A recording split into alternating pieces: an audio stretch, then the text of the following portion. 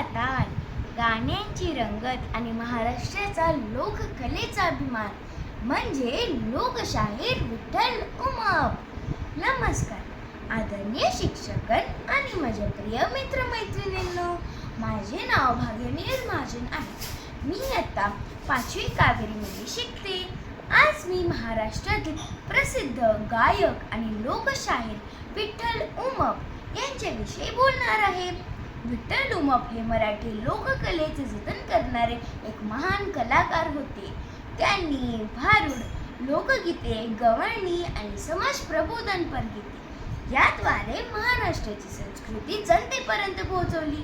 फू बाई फू, फुगडी फू हे त्यांचे लोकप्रिय लोकगीत आजही लोकांच्या ओठांवरून ऐकायला मिळते. त्यांच्या आवाजातील उत्साह, अभिनय आणि लोककलेवरील प्रेम यामुळे त्यांची गीते विशेष लोकप्रिय झाली. विठ्ठल उमप हे केवळ एक गायक नव्हते, तर ते एक उत्कृष्ट लोकशाहीर आणि समाज प्रबोधन करणारे कलाकार होते. त्यांच्या गायनातून महाराष्ट्राची परंपरा, संस्कृती आणि लोकजीवनाचे सुंदर दर्शन घडते. त्यांच्या कार्यामुळे महाराष्ट्र